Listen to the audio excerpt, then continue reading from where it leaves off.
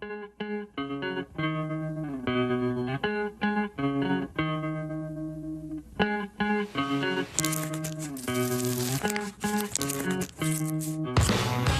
are lighting up all over the country. They call it the green rush. Marijuana has moved out of the back alleys and into the open. Happy Cannabis Cup, y'all. In some states, it's legal to grow, to sell, to smoke.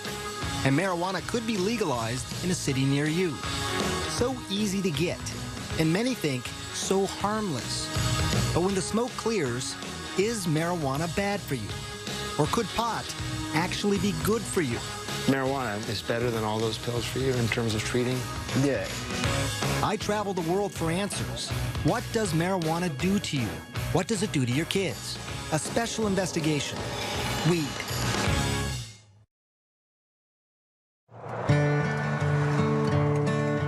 Our journey begins here, in this small town home, nestled in the mountains, with a family who has never allowed TV cameras in before.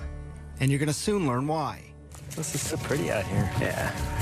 They live in Colorado, one of 2 states where it's legal to smoke pot medically and recreationally. But here, it's also taboo to residents like Paige Figge and her husband, Matt. I'm sure it was mentioned to us by someone, hey, you should try this. And I thought, no way. You thought that's fringe stuff? No way, not in a million years, no. But in this area, marijuana is far from fringe. 4 joints, and do you want Island Sweet Skunk? Medical dispensaries are everywhere. Hey, welcome, guys. People are smoking in private clubs and public festivals. But none of this is for Matt. He's a military man, and marijuana would be a career ender. I grew up in Wisconsin in a well-loving family, and I was educated that, like, that's a drug. You don't do that. And I never did. But just decades ago, marijuana was a legitimate medication, also called cannabis, prescribed by doctors and dispensed by pharmacies. This is Harry J. But that all changed in 1930. A relentless warfare against Henry Anslinger, the United States' first drug czar. For him, public enemy number 1, you guessed it, marijuana. This guy saw how he could increase the budget of his department by having this mission, going after marijuana. You know, saying that there's this drug that the Mexican migrant workers are smoking, and it's loco weed, and it's going to make them crazy, and they're going to rape your women. He got the anti-marijuana message out through news reports. And then came this. It is convinced that he is hopelessly and incurably insane. The film, Reefer Madness, portraying the users of marijuana as unproductive, crazed. People are still afraid of what pot can do to them. In many ways, to have defined our attitudes now for 70 years. Yeah. Marijuana then became illegal in 1937. And by 1970, it was a Schedule I controlled substance. The government was saying it had no medicinal value and had a high potential for abuse. All reasons why the Figgies stayed away from marijuana. Until this. And this might be hard for some of you to watch.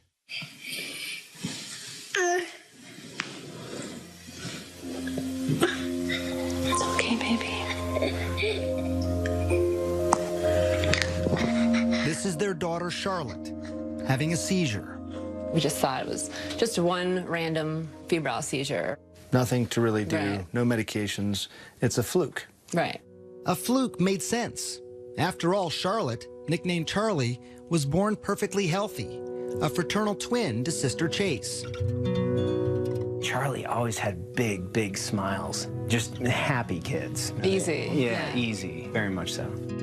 So it was around 3 months, you said, that when you Yeah. first noticed that Yeah. Charlotte had a seizure. I was changing her diaper, well, putting a new diaper on from after the bath, and her eyes just started flickering.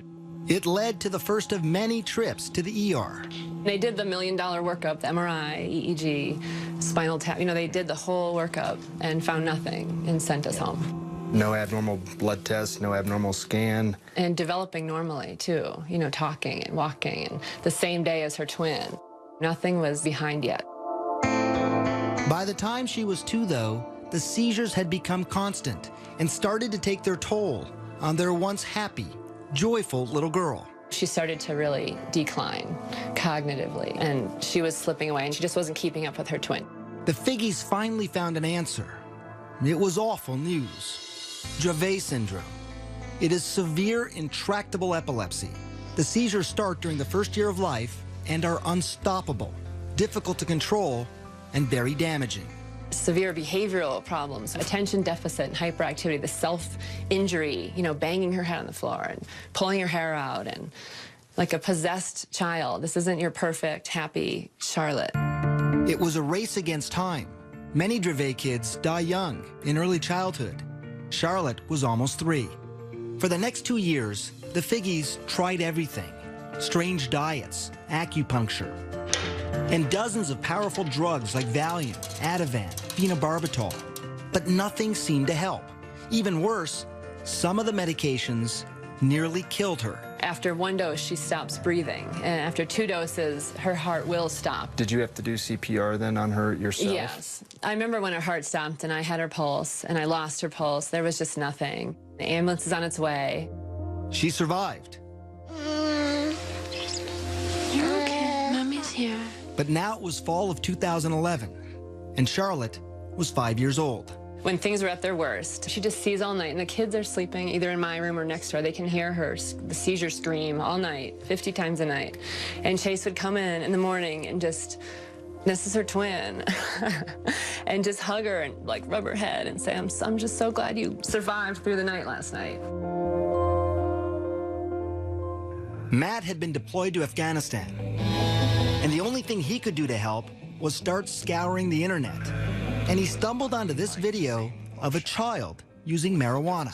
So how's everything going? Jaden had 4 days without a seizure. I'm like, wow, having success, and specifically Dravet, this is interesting. It's natural. And while he couldn't ever imagine taking marijuana himself, he was now in the stunning position of recommending it for Charlotte. I was like, we need to do this. And I said, I don't know. Charlie, there you are. And then Charlotte's condition got worse. 300 seizures a week, almost 2 every hour. She was not talking or moving, basically catatonic. As a last resort, doctors wanted to either prescribe a powerful veterinary drug used on epileptic dogs or put Charlotte in a medically induced coma so her brain and body could rest. For Paige, those were not good options. But maybe, just maybe, marijuana now was. But she was about to find out how hard that would be. This isn't go to the pharmacy and pick up your medicine. There was no protocol. When we come back, what will the Figgies do? And what would you do if this were your daughter?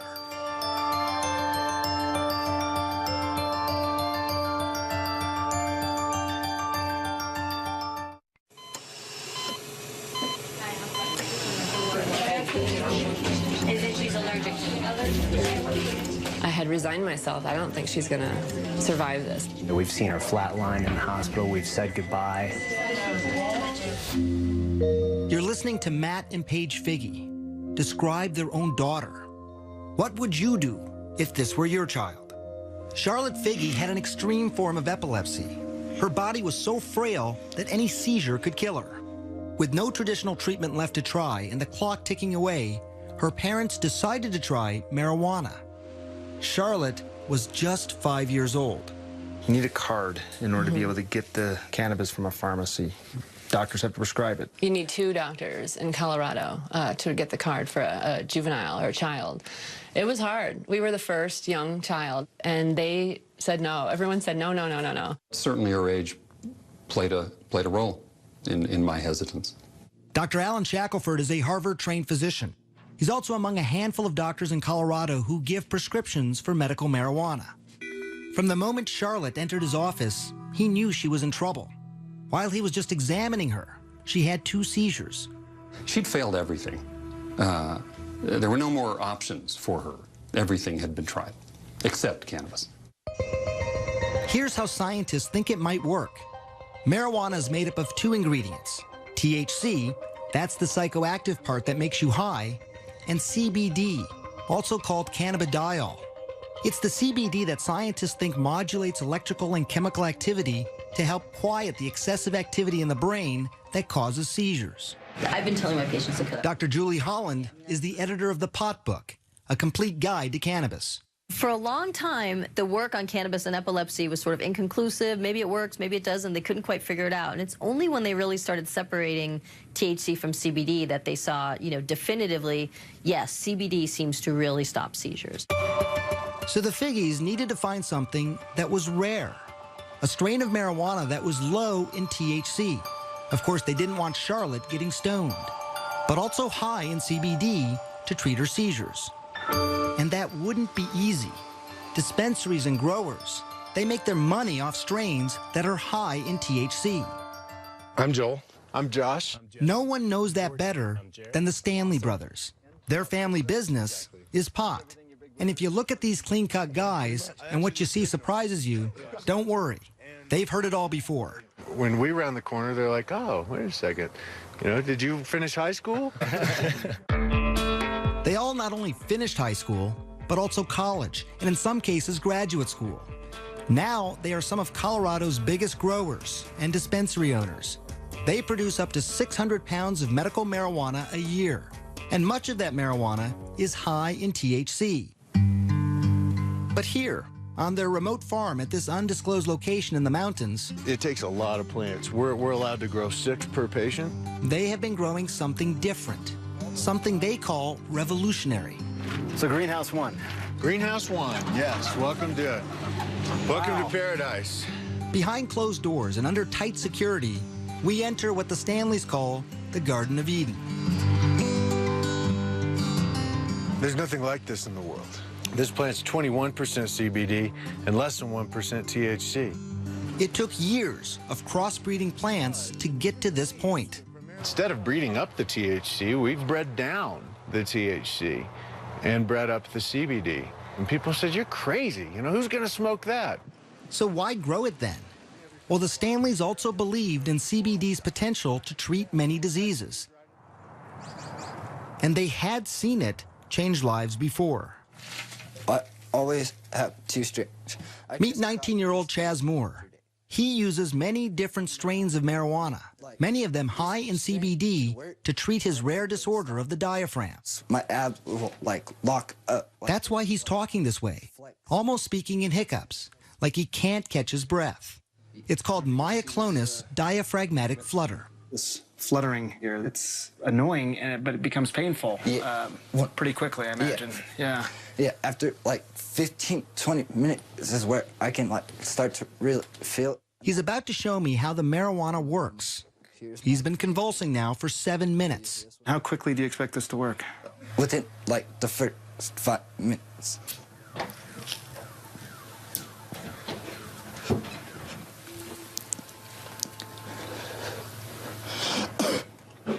And I'm done. That's it? That's it. It was actually less than a minute. Depending on the attack in the day, it'll work within the first couple hits. Hear how his voice is completely different. That attack lasted 8 minutes. But some have lasted much longer and happen as often as 40 times a day. And like Charlotte, he had tried so many things before.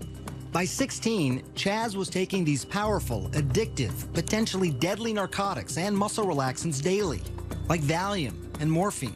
It would be safe to say that marijuana, what you have in your hand there, is better than all those pills for you in terms of treating what's going on? Yeah, I'm not zombified. I've had 16, 17 attacks today, and I'm still sitting up talking to you. My first attack on all these, I'd be in the hospital. I'm a firm believer that marijuana has actually saved my son's life. Chaz's father, Sean. His quality of life now is 1,000 times better than what it was when he was on the pharmaceuticals. A quality of life that Paige Figge desperately wanted for her daughter, Charlotte. But she still had one hurdle to cross, convincing dispensary owners like the Stanleys to sell marijuana to a 5-year-old little girl. When Charlotte's mother called my brother Joel, the brothers had a meeting. He said, tell us about this patient. She's 5 years old, he said. And we said, oh, no, we can't do that. Why? It was the fear of the unknown. Charlotte was the youngest patient at the time wanting marijuana. Would it be too much for her? Or would it change her life forever? We'll find that out later. But first, learn more about what marijuana does to your kid's brain. and yours as well.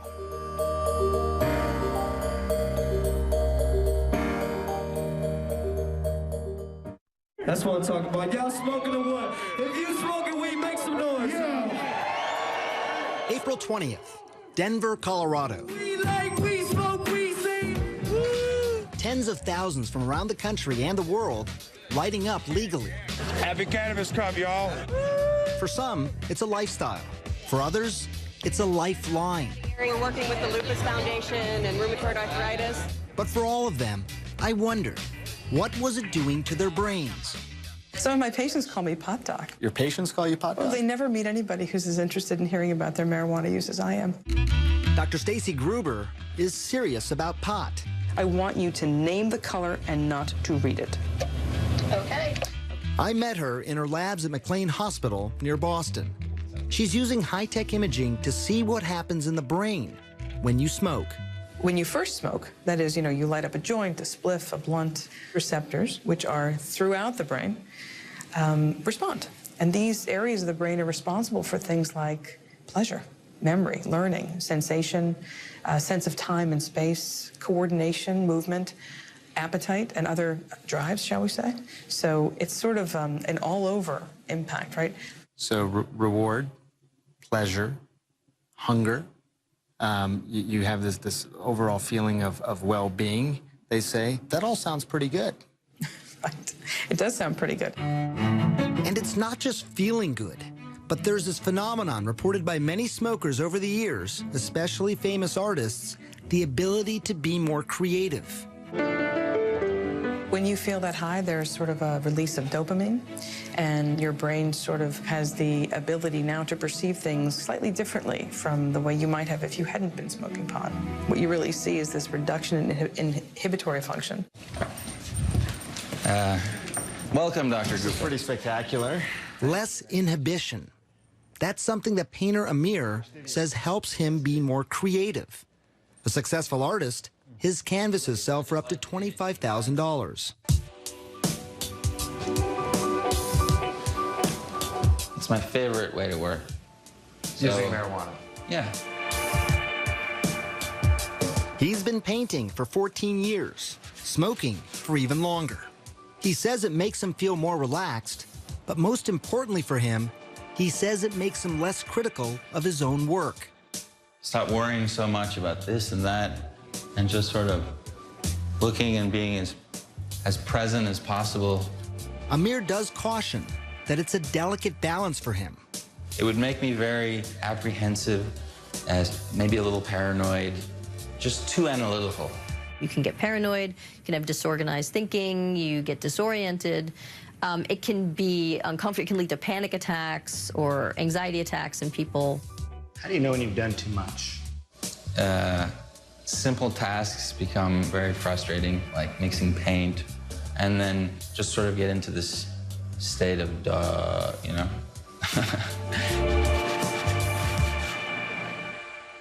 Inhale. And why that happens is exactly what Columbia University neuroscientist Carl Hart is investigating. Exhale. Research subjects in his lab smoke marijuana and then take a variety of cognitive tests. The effects will be disruption in memory, disruptions in inhibitory control. They will become slower at cognitive functioning, a wide range of things. These effects are temporary, but they're pretty pronounced and they are clear. And it's slowly becoming clear to scientists what part of the brain is most affected. It's the prefrontal cortex. It's very important for planning, thinking, coordinating your behaviors. There are tons of marijuana receptors in this region. And we think that marijuana, particularly in the novice, can disrupt all of those behaviors. An impairment that Hart cautions could be dangerous, especially when driving. You may prematurely hit your brakes. You may prematurely hit the gas pedal, a wide range of things. You may make a turn without looking more carefully. Look at this experiment done by CNN affiliate KIRO in Washington State. Subjects smoked marijuana and then drove. One was a daily medical marijuana smoker, and another, an infrequent weekend smoker. Relaxed and buzzed, The more the novice user smoked, the more trouble behind the wheel. Watch yourself, watch yourself. But interestingly, the habitual smoker didn't have as much trouble. I wouldn't pull her off the road, no. No, not yet. And that's something I witnessed firsthand driving around with 19-year-old Chaz Moore. The day that I spent with him, he had been smoking all day long. Do you feel impaired at all? No, I don't. I feel normal. Turns out when you test people who have a lot of experience with cannabis, you don't see many disruptions. But if you test people who have sort of a limited history with cannabis, you can see some clear, pronounced disruptions. Of course, no one thinks that driving when using marijuana is a good idea. But what scientists can't answer is if there is a safe legal limit, and if people who use marijuana daily as a medicine should be able to drive. How impaired are they? What is more clear, though, is the effect of marijuana on the young brain. What we see is a very big difference in people who begin to smoke prior to the age of 16 and those who smoke after age 16, what we call early versus later onset. Gruber's brain scans show that the white matter, those are the highways that help the brain communicate from one point to another, are impaired in those who start smoking early. Maybe there's underlying white matter connectivity differences. That's your concern, it sounds like, that those highways, those white matter highways, are just more disrupted in people who start smoking early. That's what we see. Perhaps not surprising, given what we know about the young developing brain. That's a very delicate time in brain development, and that's not a good time to be taking any drugs. Preliminary research shows that early onset smokers are slower at tasks, have lower IQs later in life, higher risk of strokes, and increased incidence of psychotic disorders. And while these studies are not conclusive, some scientists are still concerned because in 2012, 35% of high school seniors lit up. And that could mean a generation of kids with damaged brains. And many fear something else. I never really told myself I needed help. A generation of marijuana addicts. When we come back, the truth and the science behind what's being called a growing epidemic. And later, Charlotte's story, the first and youngest child to try marijuana in Colorado.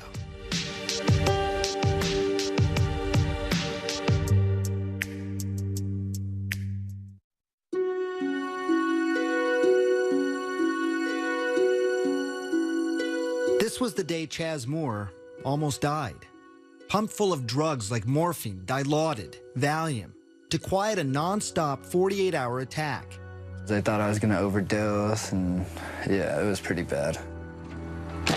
At his bedside, his father Sean watched his son go from being catatonic to what he calls high as a kite.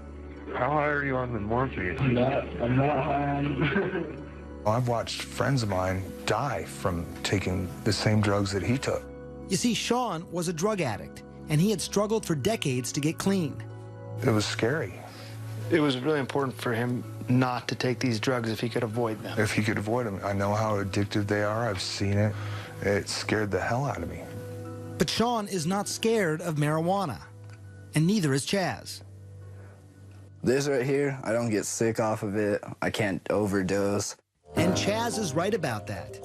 While there are fatal, accidental prescription medicine overdoses every 19 minutes in this country, there are virtually no reports of fatal marijuana overdoses. And it's perhaps one of the biggest reasons most people think pot is safe. In fact, a new study of children showed that by high school, only 1 in 5 think marijuana is harmful. That's the lowest number in more than 2 decades. And it's something we heard over and over as we traveled around the country. Not really that harmful. It has a lot of benefits. Not really too concerned about it. I think it's safe if you're a safe person. Probiotics are But the experts we spoke to said there is more to the story. There are people who compulsively smoke, who want to stop smoking, but they can't stop smoking. In fact, 9% of marijuana users will become dependent. Now, that's not as high as other drugs, like heroin. 23% of users become addicted, or 17% with cocaine, or 15% with alcohol. But it's still approximately 1 out of every 11 marijuana smokers. There's no longer any scientific debate that marijuana is not just psychologically addictive, but also physically addictive. So give me an update. How you doing? Dr. Christian Thurstone runs one of Colorado's largest youth substance abuse treatment clinics. The number of marijuana addicts he treats has tripled in the last 3 years alone. Literally, I cried about it. Marijuana is #1 on their list of priorities. They have dropped out of life. Back in the day, I wouldn't feel like my day has really started if I didn't get high. Joel Vargas started smoking when he was just 13. By 15, he was smoking more than a dozen times a day. He stopped skateboarding. He even dropped out of school. I like getting high. I need to get high because my brain is telling me. Adolescents, starting at about age 13, have a pretty mature brain reward center, so they can experience rewards and pleasures the same way adults can. But the problem with that is that their prefrontal cortex, which helps people think ahead, control their impulses, that's not fully developed until age 24. That explains why adolescents are much more vulnerable. There's something else that addiction experts believe is likely happening in the brain. When you smoke pot, the feel-good chemicals that make up marijuana, called cannabinoids, remember them? They cause your brain to stop producing its own natural cannabinoids. When you stop smoking, you have no feel-good cannabinoids of your own. Until your body kickstarts production, you feel lousy. So many people smoke again to feel better. And today's marijuana could be more addictive. It has more of the psychoactive ingredient THC than ever before. Brain researcher Dr. Nora Volkov. If you smoke a very potent marijuana, the 9-THC content is going to go very fast into your brain at a relatively high concentrations, and then that increases its rewarding effects and its likelihood of transition into addiction. So how much stronger is it? You see the barbed wire, obviously, on the fences. Well, I traveled to Mississippi, where marijuana is illegal. But here, on the campus of one of the country's oldest universities, Ole Miss, a huge stash of marijuana is under lock and key. This is our vault. This is some pretty tight security. I mean, look at this door. Mahmoud El Soli runs what's called the Marijuana Potency Project. What's the potency of this? This is about 8%. For 3 decades now, his team has analyzed weed confiscated from drug busts. This is 36% THC. You can smell it. It has a good aromatic, smell. How much does this worry you? 36% THC, confiscated. Very, very dangerous material. For someone that is not experienced in marijuana smoking, take some of this and they're going to go into the negative effects of the high amounts of THC, the psychosis, the irritation, the irritability, the paranoia, and all of this. And while not all the plants are this high, there's no question he's seen a trend. In 1972, the average potency was less than 1% THC. Now, it's nearly 13%. Are people becoming more obsessed with high THC marijuana? I think so. They start out with a 0.5% or 1%, and they get a good high. And then as they continue to use that, it doesn't give them the same high anymore, so they seek either smoking more or higher potency material. It happened to Joel Vargas. After a couple of years of smoking daily, Joel eventually ended up in rehab, where he faced mild withdrawal symptoms like irritability, insomnia, nausea. It certainly isn't anything nearly as dangerous as abrupt discontinuation of alcohol. You know, for somebody like Joel, going into rehab is really about learning new behaviors, more than it is about sort of treating the physiological dependence or tolerance or withdrawal issues. Joel's been clean now for 6 months, but these kinds of risks, they don't scare off Charlotte Figge's parents. People ask us that a lot, like, how did you make that decision? It wasn't a decision. It wasn't a decision. It was the next viable option. And some would say a radical option, marijuana for a 5-year-old. But it was an option they hoped would change her life forever. Baby. When we come back, Matt and Paige Figge finally give their Charlotte marijuana. The results are shocking.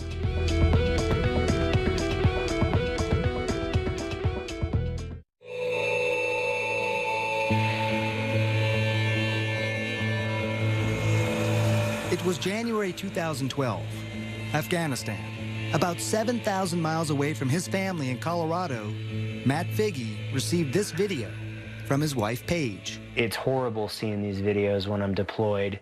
It was his 5-year-old daughter, Charlotte, seizing. Diagnosed with a severe form of epilepsy, she was having 300 seizures a week, each attack so severe it had the potential to kill her. They had already tried dozens of high-powered drugs. We needed to try something else, and at that point in time, marijuana was that natural course of action to try. At home in Colorado, Paige searched for marijuana high in CBD. That's the ingredient some scientists think helps seizures, and also low in THC. Remember, she didn't want to get her daughter stoned. She found a small amount at a Denver dispensary. The owner was surprised that anyone would even want it. They said it's funny because no one buys this, you know. That was the general consensus, that nobody wanted it. It didn't have any effect. Paige paid $800 for a small bag and took it home. I had a friend that was starting a business on making medicine. And I said, can you help me extract the medicine from this bag of marijuana? I measured it with a syringe and squirted it under her tongue. It was exciting and very nerve-wracking. Holding Charlotte in her arms, Paige waited. An hour ticked by, and then another, and then another.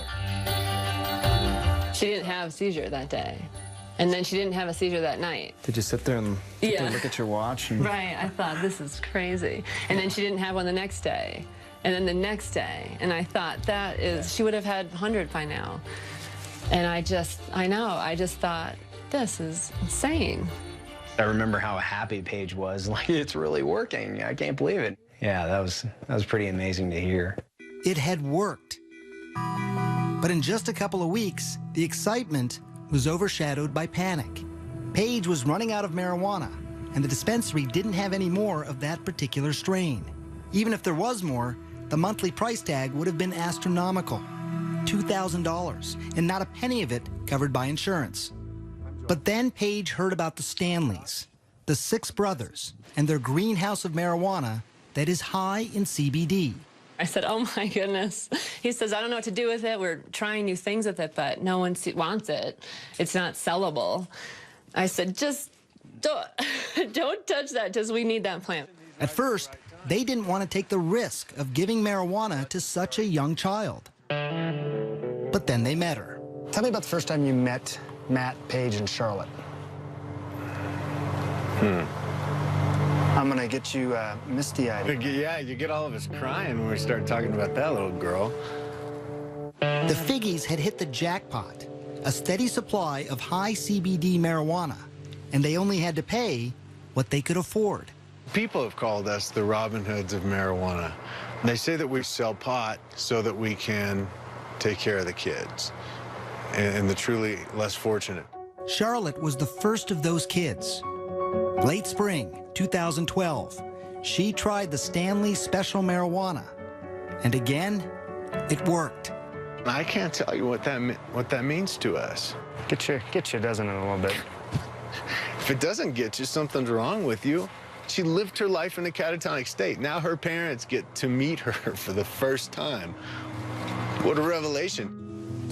Yeah, kitty. The child who had had 300 seizures a week was now down to just 1 every 7 days.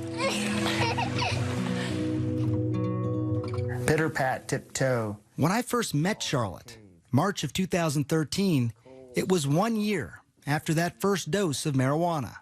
Achoo! After almost 2 years on a feeding tube, she was now eating on her own. Yellow? She was talking, even walking. Puppy. Yeah, please, she said, please. Go! But these stories, they are not without their skeptics. One of the country's 2 hospitals dedicated to Dravet syndrome in Florida states at present there is no evidence that cannabidiol is effective for the treatment of epilepsy. The American Academy of Pediatrics also opposes cannabis, as does the National Institute on Drug Abuse. It is such an amazing turn of events that it really can't be a fluke, but I do still wonder. Do you still wonder, too? Matt? Hell no. You know it's working. It's working great. You just look wonderful. And Charlotte's doctor, Alan Shackelford, also agrees. Yet his commitment to medical marijuana has drawn criticism. He's even been called Dr. Feelgood. How difficult is this for you to talk about as a physician? We are typically conservative as a profession and probably as individuals. We want more proof, and cannabis doesn't have that. And it's why he has traveled the world to look for researchers who might have the answers. And that took him to the place many call the medical marijuana research capital. Israel. It might surprise you, but actually research into cannabis and epilepsy started here in the 1970s, with studies that showed it could reduce convulsions in rats. Today, Shackelford is hoping to start clinical trials in humans there. We need to understand it well enough that they won't be reluctant to at least give it a thought, at least try it. And it's not just epilepsy, but researchers in Israel are studying a variety of illnesses.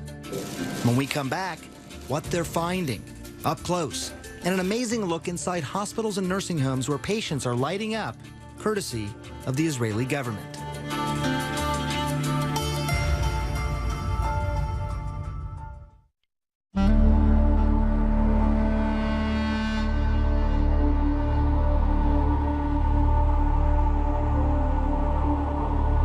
As the sun was rising on the ancient city of Jerusalem, the final leg of our journey was just beginning.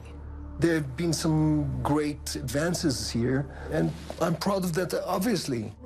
Dr. Boaz Lev is with Israel's Ministry of Health. Here, they have pioneered marijuana research. They were the first to isolate THC and CBD decades ago. And now the country's ministry licensed 10,000 patients to use marijuana medicinally and has approved more than a dozen studies to treat illnesses like PTSD, pain, Crohn's disease, even cancer. Hopefully, this will prove to be the best medication. I really hope so. We're not there yet. Answers might come from places like this. It's a state-run nursing home outside of Tel Aviv. Residents here are using marijuana for pain, loss of appetite, Parkinson's disease, and dementia. Moshe Root is one of those residents. He was 77 when he smoked his first pipe of marijuana. He's 80 now, and he smokes a couple of times a day. It's to help with the pain and the hand tremors caused by a stroke. So it's a mixture of tobacco and marijuana. He even decided to light up during our interview to stop his hands from shaking. You're saying your hands are steady because of the marijuana? It also helped ease a deeper pain hidden from sight. You see, Moshe is a Holocaust survivor. When his wife died a couple years ago, he was haunted by nightmares of his childhood, hiding from the Nazis. The marijuana, he says, took him out of the darkness. You dream. You fly. When you smoke? Yeah. There are 19 other patients here. Scientists at Tel Aviv University are now studying their progress, and they call the results outstanding, including weight gain, improved mood, pain and tremor reduction. But I can tell you as a doctor, it was my next stop that proved the most surprising. This is Israel's largest hospital, Sheba Medical Center. You put up your medical cannabis.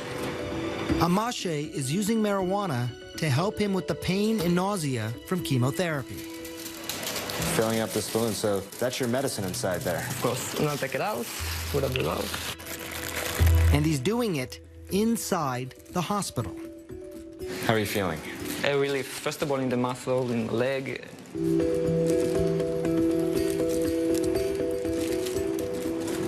And you're not worried about any potential damage to your body? Not at all.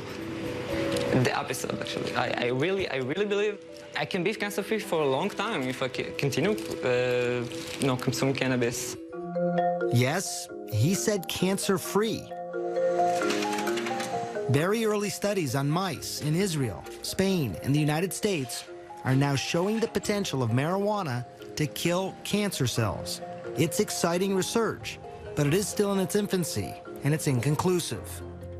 This program at Sheba is well established, and experts say a teaching tool for using marijuana in other hospitals.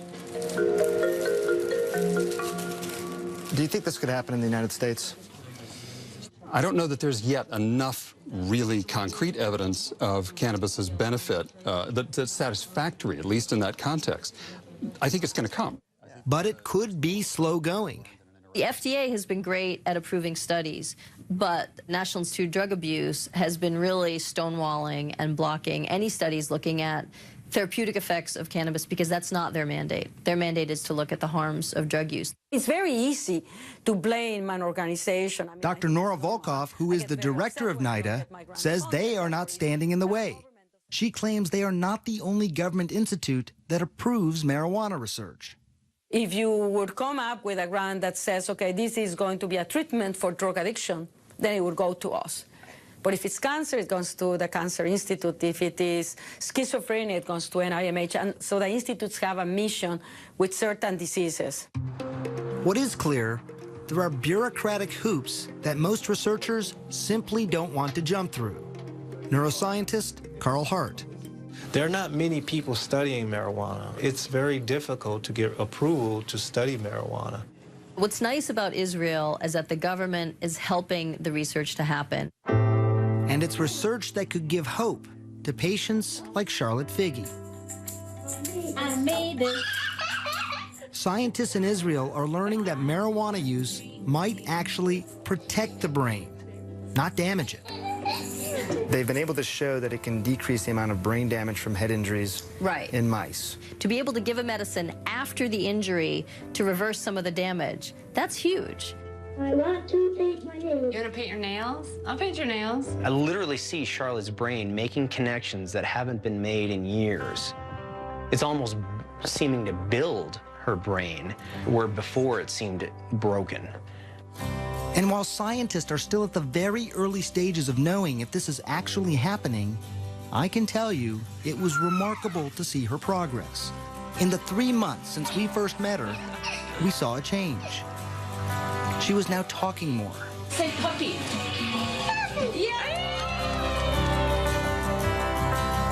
She's horseback riding. Good girl.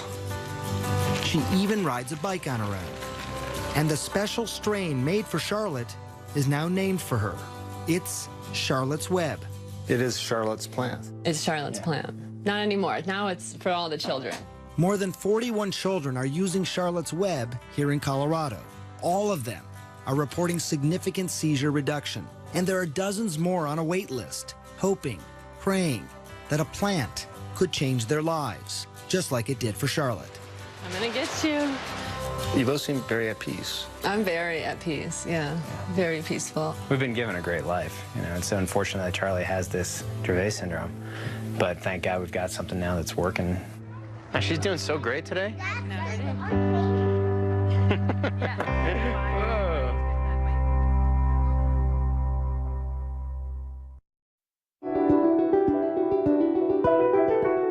In his compelling documentary, Weed. You've looked at the evidence. There is real science now out there. He was flat out wrong about weed. A year-long journey that changed what many of us thought about marijuana, myself included. I think, we've been terribly and systematically misled. We used to only picture this. Then we showed you this. Medical marijuana, treating seizures, pain, dozens of other ailments. Charlotte's doing amazing. Just better and better each month. But we learned this wasn't the end of the story. It was just the beginning. I think we went from about 150 calls a month to over 4,000. There are still so many issues to be addressed. The federal government says marijuana is among the most addictive drugs with no medicinal value. Many serious scientists say they're wrong. It's a medicine. It's the politics of pot, pitting policy against patients. Trapped in the middle, sick, qualified people who want medical marijuana but can't get it because it's illegal. If you tried to go back to Ohio with Jordan's medication, We'll be arrested. All for a plant that you're going to see can work wonders for pain in a grown man, MS in a woman at the peak of her life, and seizures in a little girl. We traveled the globe asking scientists, patients, and policymakers for a solution. I'm Dr. Sanjay Gupta, and this is Weed 2, Cannabis Madness. This time our journey begins in New Jersey, ironically called the Garden State. It's the summer of 2013, a quiet neighborhood diner about to become the site of a headline-making confrontation.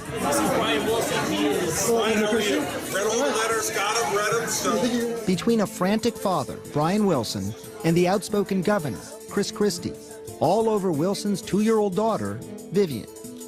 I was wondering what the holdup is. It's been like 2 months now, or a month and a half. Because it's very well documented. Excuse me, these are complicated issues. It's a very simple issue. Listen, no, I know you think it's simple. And it's not. It was a David and Goliath moment. You've got a governor who's one of the leading Republicans in the nation, and this dad who's got a little girl who he's desperately worried and in love with, who just wants to do the best thing for her.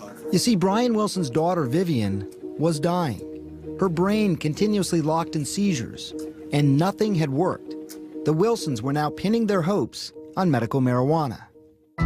They'd read about marijuana on the internet, and they saw stories about it saving lives. Like little Charlotte Figge, whose story was told in our first documentary, Weed. I remember I was actually at the gym on the treadmill, and I saw a preview. I was watching the TV. I was so excited because I knew that everything was going to change at that moment. They hoped marijuana would rescue Vivian from the virtual prison she lives in, where bright lights, loud sounds, and patterns can all induce a seizure. That's why she wears that patch on her eye. If Vivi could be blindfolded, she'd be seizure-free because it's everything. It's all visual stimuli. She can't leave the house. Vivian, do you know this book? Vivian and I first played together in her darkened, quiet, very controlled bedroom. It quickly became clear how tremendous a toll this isolation takes on Vivian. But also the entire family. No one here has a normal life, including Vivian's older sister, 4-year-old Adele. Like every day on the way home from school, she's like, can we stop at the park? And I'm like, we can't stop at the park because Vivian's nurse leaves at 5 and we have to be home. What would Adele say about that? She'll say, we can't, when we pass the park, she says, those kids are at the park, but we can't go to the park because Vivian has seizures. And it like kills you, you know? They're so severely affected. New York University neurologist Dr. Oren Davinsky is Vivian's doctor. He's also one of the world's leading epilepsy experts. I think for the families who have given Western medicine a really good chance, and there are a lot of them, and Western medicine has failed their children. But the Wilsons now found themselves in the political crossfire of pot. Marijuana was legalized for medicinal use here in New Jersey right before Christie took office in January of 2010. It was done by his Democratic predecessor. But once in office, Christie blocked the legislation for more than a year. He eventually signed one of the strictest, most limiting medical marijuana bills to date. Just 6 approved stores in the entire state, and perhaps most damaging for Vivian, no edible forms of marijuana allowed, which was crucial. The only option then for this 2-year-old would be to inhale it. Talk to Brian Wilson. Protests erupted across the state. And that's why Brian Wilson took things into his own hands that day in August. We've had our experts reach out to you. Have you heard from our doctors? I have read everything that's been put in front of me, and I'll have... It became known as the dust-up in the diner. I mean, it was all over CNN. It was national news. It was like Libya, Vivian Wilson's father on the CNN home. I mean, it was crazy. She's not my daughter died, Governor. Hi, how are you? Nice to meet you. Good to see you. It's a battle these families understand better than anyone. There's no hope left in Miami. There was nothing else to do. Each of these families wanted medical marijuana for their sick children. They also fought to get it in their home states, but lost. So they moved to Colorado where it's legal. Desperate and determined, they've become known as medical marijuana refugees. I came from Arizona. We left a lot back in Alabama. Unfortunately, we had to break the news to his folks that we're not going to be coming back to Texas. More than 100 families moving to get the marijuana they had seen in our last documentary. It's called Charlotte's Web, named for the little girl we profiled. It's a plant that doesn't get you high, but is loaded with a chemical called cannabidiol, or CBD, which seems to help reduce seizures, even when nothing else has worked. It changed Charlotte's life. Because the drier it is, it'll extract more. Thousands of parents called to ask the growers, Josh Stanley and his brothers, if it could possibly work for their children. And you tell them, potentially, it could. Nothing's for sure. And I said, well, unfortunately, you have to move to Colorado. And the reason they have to move to Colorado is what? Because anything that's grown in Colorado has to stay in Colorado. It's the most absurd idea that we would have to do this to get medicine. But it's the law. Marijuana is illegal federally. So even if you're prescribed it legally in a medical marijuana state, even if it works, even if it is your last hope, you're out of luck. You can't carry it across state lines. So for the Wilsons, completely uprooting their lives and moving seemed to be the only option to help Vivian. It's the hardest thing in the world to have to do. We have all of our family here. We have our job. There's so much that we'd have to do. But just weeks after the dust-up in the diner, just around the time the Wilsons allowed us to start filming their story exclusively, we received word that Governor Christie had eased his stance. Madam Speaker, Senate Bill 2842 has received 70 votes in the affirmative, 1 in the negative, and 4 abstentions. Eventually, the state of New Jersey did allow the edible form of marijuana after all. But the Wilsons still had another roadblock. They couldn't get their doctors to prescribe it. There's a certain level within the epilepsy community of just fear that you could do more harm than good, and until you go through the standard process, you should be conservative. And by standard process, he means scientific research. And as you're about to learn, that is nearly impossible to conduct here in the United States. It's time to reform the system. I love you so much. Have fun on the airplane. Leaving people like the Wilsons in a painful and potentially deadly limbo. The exclusive journey to save their daughter when we come back.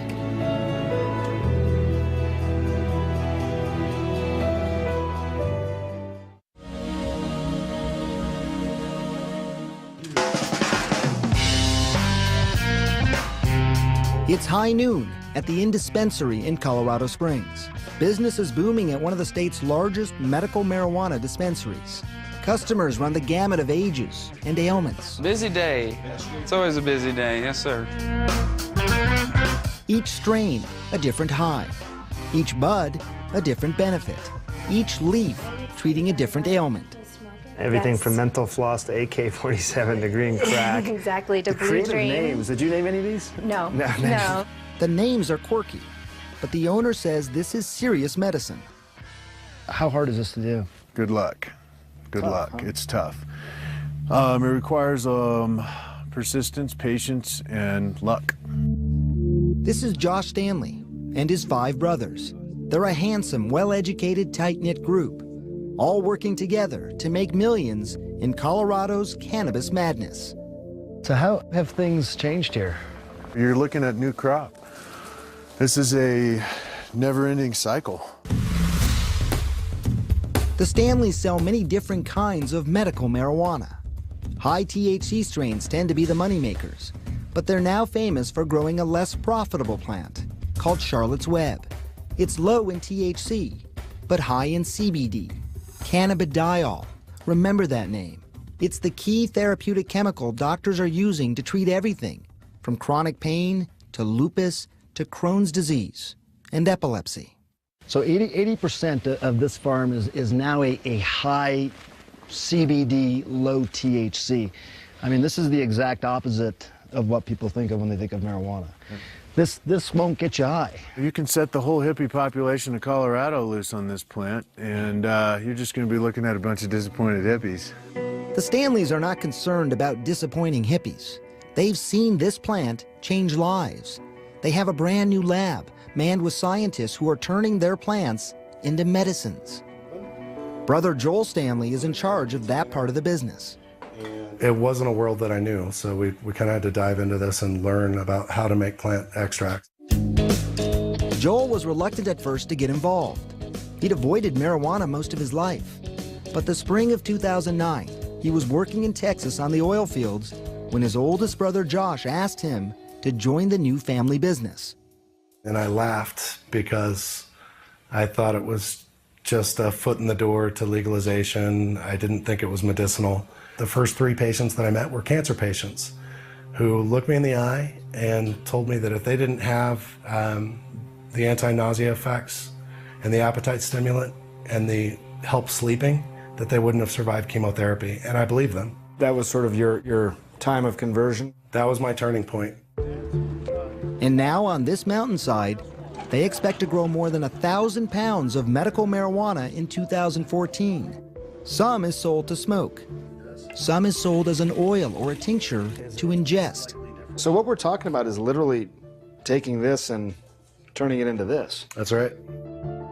The scientists here, some of whom have worked at major pharmaceutical companies, are focused on both making the medications and maintaining strict quality control.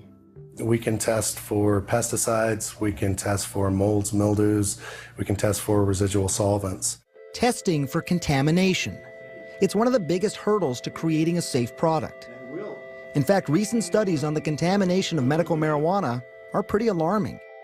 One paper in the Journal of Toxicology showed pesticide residue as high as 69% in a batch of medical marijuana. It's one of the things that concerns mainstream doctors about medical marijuana: safety, as well as uniformity and reliability. The major issue that physicians have is in the consistency of the product. How do you know what the person is getting? And the answer is we don't. Neurologist Dr. Edward Ma is the chief of Denver's Health Epilepsy Program. He is one of several mainstream doctors now researching the Stanley's marijuana after hearing about its dramatic results. You know, my ears perked up. I was like, well, maybe this is something that we should be investigating. For years, Dr. Ma steered clear of cannabis because the government classified it as illegal. Yet ironically, when he recently surveyed his own patients, 33% of them were already using medical marijuana. I was just shocked at how many people were actually using it. What did you expect before you got those numbers back? I was guessing maybe 5–10%. And that is part of the problem. Medical marijuana patients have self-medicated for years, anxious to get relief, but with very little guidance on how to do so. That's something that concerns the Wilsons. I don't know if these people in New Jersey know how to grow these types of strains. Yeah, none of the dispensary owners are growers. These are just people who had political connections who got the dispensary. And by early October 2013, there was only one dispensary open in the entire state. They don't sell a high CBD strain. The Wilsons believe it could still be at least a year before they will. That's a year Vivian might not have. Every seizure does damage to her brain, to her body, everything. How much longer do we wait? They've got to do something. Not ready to move, they want to still try it. So they're going to leave their familiar neighborhood behind to see firsthand if the marijuana they've heard so much about could help Vivian. Do you think this is going to work? And for me, it has to work, because if it doesn't, then I don't know where that leaves us. Just days later, Vivian Wilson gets ready for the trip of a lifetime. A trip filled with danger, since all the stimulation of a plane ride could induce seizures high up in the sky. Vivian's future and life is on the line.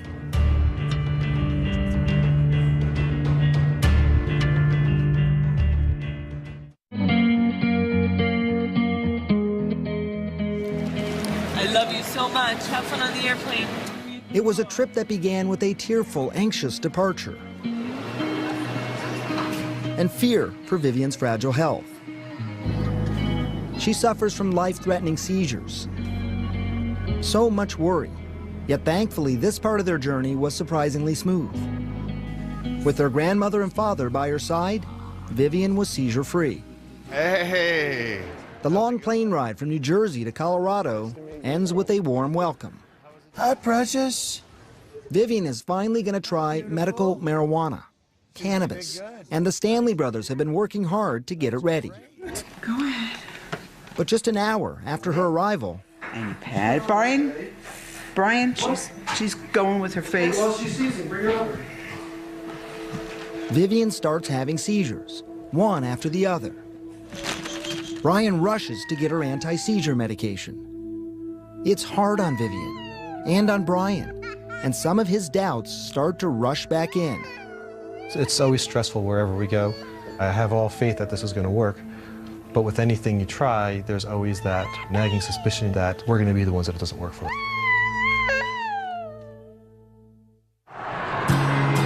Despite the rough night, the next morning begins with hope that relief is in sight. Here's Vivian. Thank you. To meet the strict state standards, Brian establishes residency in Colorado by renting a small apartment. Vivian meets with 2 doctors for a thorough physical. How many seizures per day has she? Both doctors approve her need for cannabis and write recommendations for medical marijuana to treat her epilepsy. It went good? Yeah. By sunset, they're ready. Little Vivian has no idea what's about to happen. Okay. Hey, Vivi, ready for your future? That's it, right there. A tiny amount of oil squirted into her mouth. Good job, sweetheart. Now, they just watch and wait.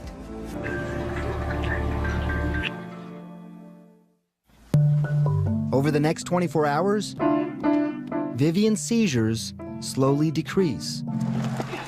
Look who I got. How's she doing? She's doing really good. To celebrate, a family picnic. Outside, filled with activity, balloons with patterns, decorations, and lots of sunlight. Any of these things could have previously induced a seizure. It's an emotional moment for a dad, watching his daughter finally have freedom. She used to be able to do this outside, but not. This is what I'm starting on, yeah. Come here. Brian believes the marijuana is working. But as you're about to see, Vivian is by no means cured.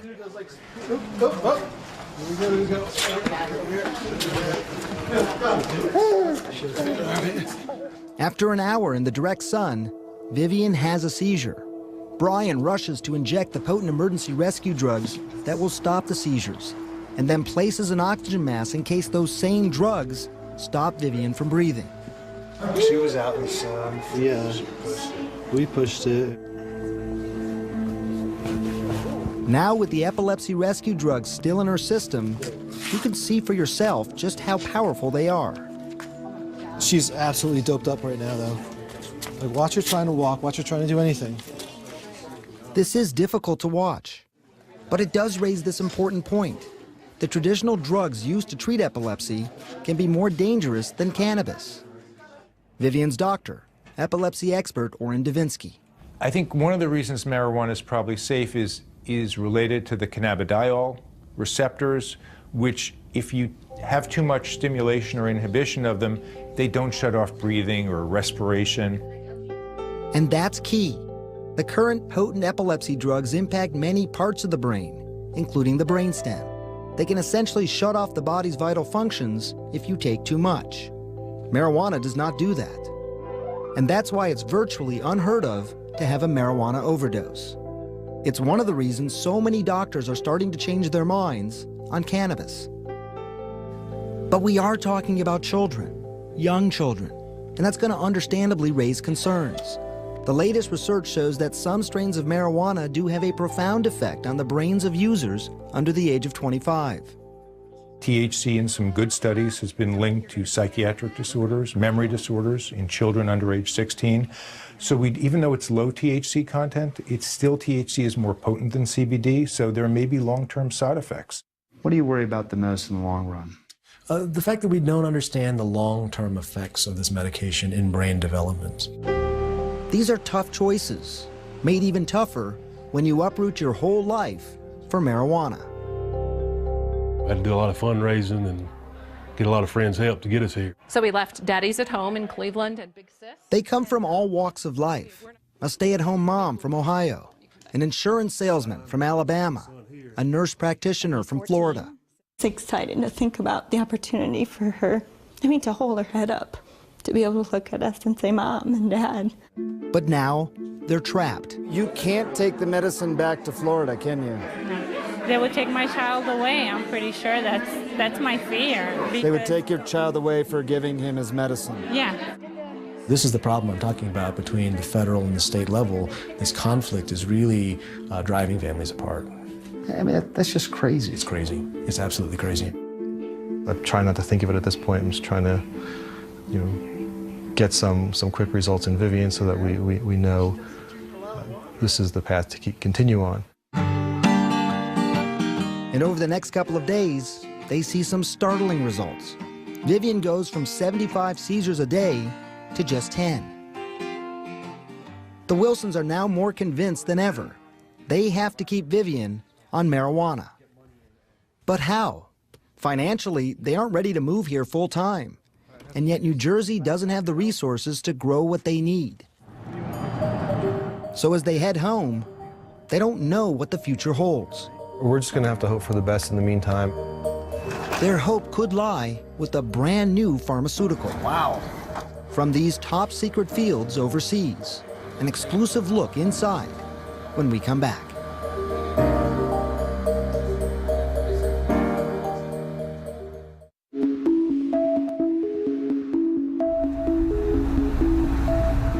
We're driving deep into the English countryside now, just a couple hours outside of London. We're on our way to visit GW Pharmaceuticals. They're a company that makes medicines from the actual marijuana plant. Now, although this is done with the express permission of the UK government, we did have to sign confidentiality agreements and cannot disclose exactly where we're going to be located. You see, marijuana is illegal in just about every part of this country, except for the secret labs that we're about to enter. Wow, this is pretty spectacular. Do you get used to the smell? I'm not particularly partial to the smell, very much. If you had smell-o-vision on your TV, you'd be overpowered by now. It's a lot of pot. This greenhouse is the size of a football field, and they have several more just like it throughout the United Kingdom. The lighting, temperature, humidity, all monitored by a top-secret central computer that keeps those conditions constant. And there are dozens of scientists regularly tending the plants. This is probably the most TLC for a weed I've ever heard of. One would hope so, absolutely. Dr. Jeffrey Guy, who runs GW Pharmaceuticals, says it has to be this way because they're trying to do something no other pharmaceutical company in the world is attempting, turning the actual marijuana plant into a prescription drug. When you look out at all of this, what comes to your mind? I look at this and I think we can make generations of medicines over the next 25 or 30 years. Medicines for illnesses like Alzheimer's, diabetes, PTSD, and epilepsy, and autoimmune diseases like multiple sclerosis and Crohn's. The key to making these medications is inside these simple-looking leaves, in understanding the hundreds of chemicals, some more therapeutic than others. Those are the cannabinoids. In our preclinical research, we're able to say what each individual cannabinoid does, so that each one represents a potential new medicine for us. We can then breed into the plant the materials that will provide us with a range of beneficial effects. Designer cannabis plants are then reduced to a whole plant extract, and that's crucial, according to the granddaddy of all marijuana research, Israel's Dr. Raphael Meshulam.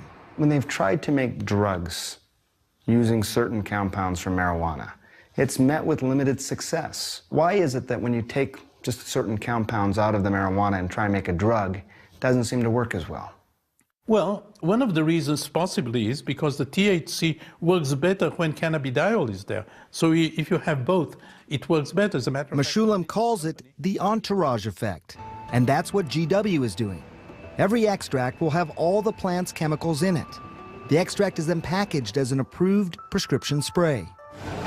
In order to increase the chances of getting that approval, every step, from growing to harvesting to manufacturing, is all carefully controlled, regulated, and rigorously tested to strict standards, so that every plant, every extract, every dose is identical, safe, and effective.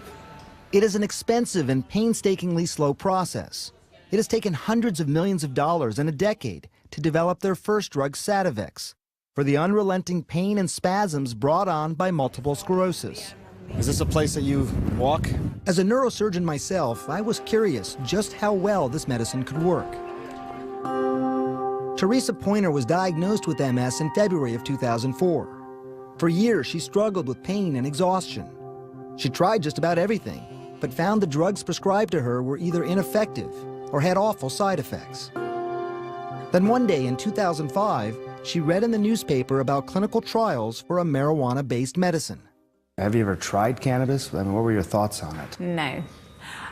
I mean, ever since I was a little girl, my mum had always said to me, you know, don't do drugs, don't do drugs. But nearly wheelchair-bound, Teresa was desperate. She tried it, a spray to the back of her throat several times a day, even once during our interview. Her pain and muscle spasms are now well controlled. So just the relief to be able to have a couple of sprays before I go to bed and feel comfortable enough to just go to sleep. The risk of side effects are pretty low. Neurologist Dr. Eli Silber prescribes Sativex for some of his patients. Some people do feel slightly dizzy and lightheaded, if you want to call it slightly stoned. Some people might feel slightly tired with it. But according to GW studies, only 6% of patients stopped taking the drug because of the side effects. More than 50% did get relief and continued on the drug. All of that makes it a potentially powerful medicine for the 2.3 million MS sufferers worldwide. It's now available in 25 countries, but not the United States, where it's still under investigation. Why so much more stringent in the United States? I think there is a greater level of rigor at all levels of regulatory inquiry in the US.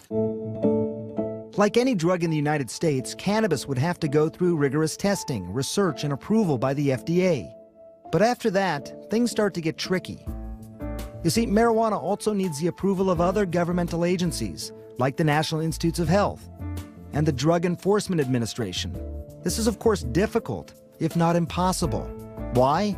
Because in the United States, marijuana is illegal and classified by the government as a Schedule I controlled substance.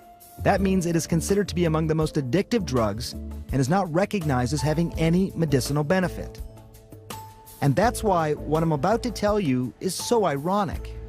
The irony is that the federal government has patented one of the important chemicals in the plant. The government of the United States has a patent on a substance for medicinal purposes at the same time that they say it has no medicinal purpose. Exactly. Mayo Clinic researcher Dr. Michael Bostwick is talking about United States patent number 663-0507. It's held by the U.S. Department of Health and Human Services for the exclusive use of cannabinoids for certain treatments. I was stunned, and it really feels to me like sort of a dog in the manger, that the federal government is sitting on this wonderful thing, and not letting anybody else do anything with it. And when we went to the government to ask about it, none of the agencies involved would comment. We're being handcuffed by the government, preventing us from doing the right trials. In fact, a 2013 search through the U.S. National Library of Medicine revealed 2,000 recent papers on marijuana. But the majority of them explored the harm. Only 6% investigated the benefits. Many believe that's the result of a draconian system gone awry, resulting in marijuana becoming one of the country's most controlled substances. And many people believe that has to change. But it was one of the experts calling for that change that surprised me the most, Dr. Nora Volkov. She's the director of the National Institute on Drug Abuse. That's the very agency that many say has blocked a good deal of cannabis research. If the researchers feel that this is an impediment to them doing actually scientific work, this is something that should be addressed. On the front lines of that battle, the son of a political dynasty. Coming up, how this anti-drug crusader is fighting to get cannabis drugs to patients like Vivian.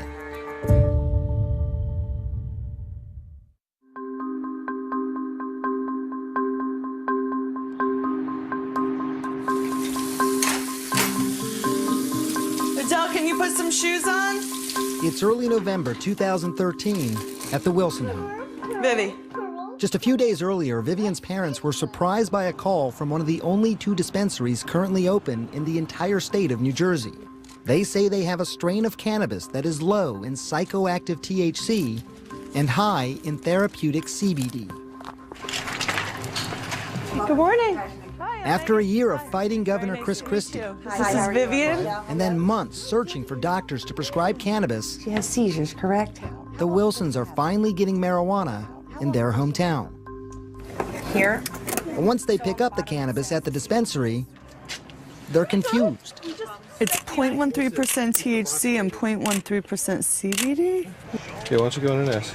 This isn't like picking up a standard prescription at the pharmacy. There are no standard doses or federal guidelines.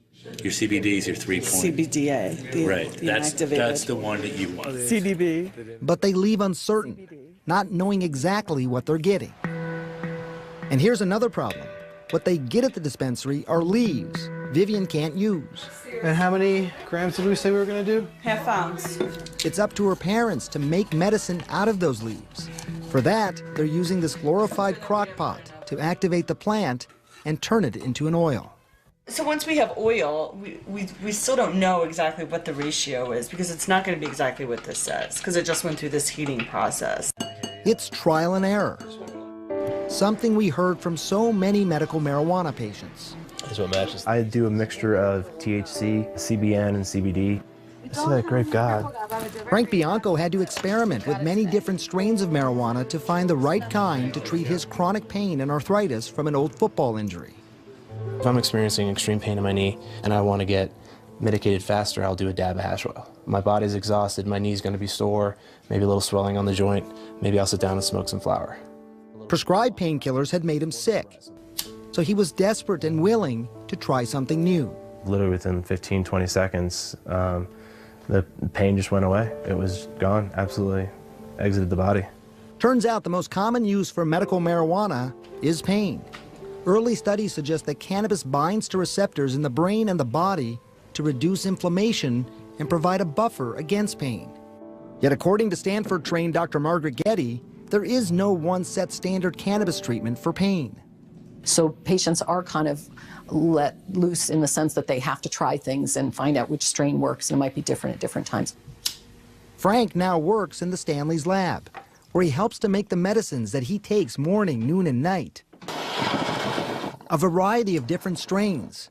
He says his pain is gone, and he functions well. It's a mix that works for him.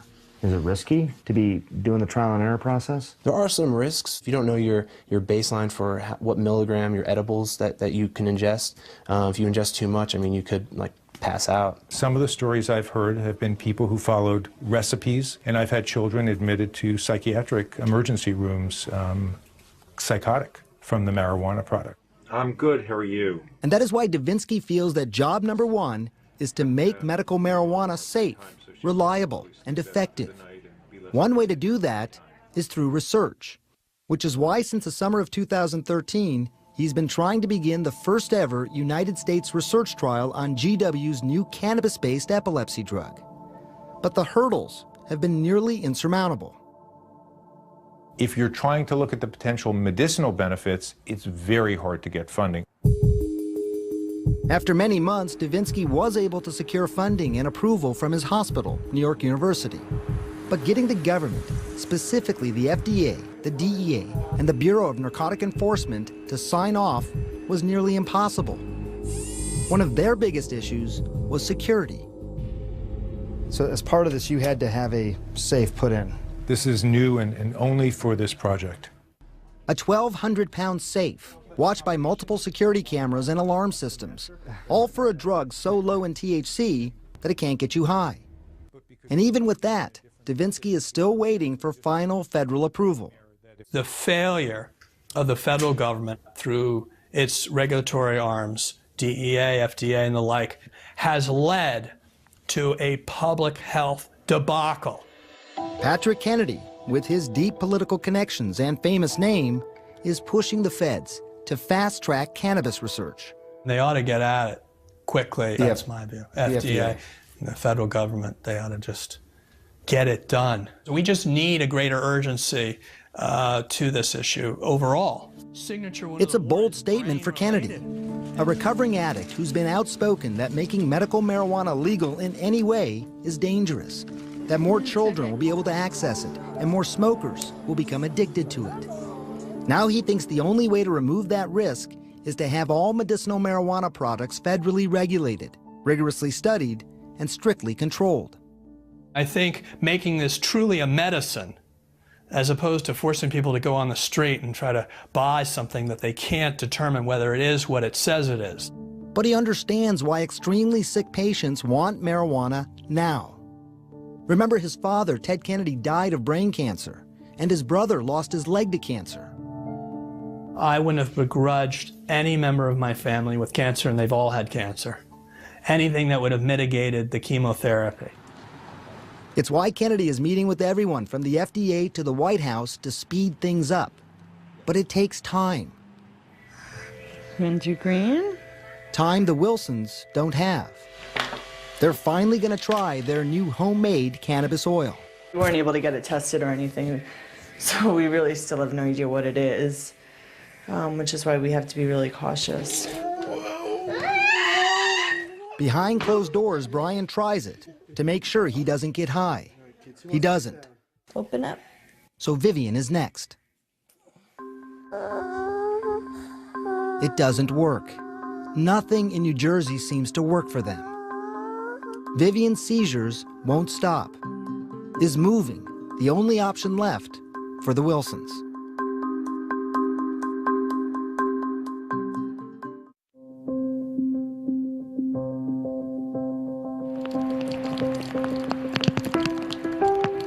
The Wilsons' optimism is fading as fast as the falling February rain. They've rented their house, packed up their lives, finally headed to Colorado. We figured there'd be a way to make it work. It's crazy. It's just crazy that the program is such a failure. All right. That's Vivian's nurse screaming for help. Vivian is having a bad seizure. It's okay, Vivi. I know. Did it hurt? She's got now these welts. She's having afternoon seizures. Something's not right. There would be one of Vivian's last seizures in this home. Soon after, a house once filled with life is empty. All right. The Wilsons are leaving everything behind. Bye, eyeless snowman.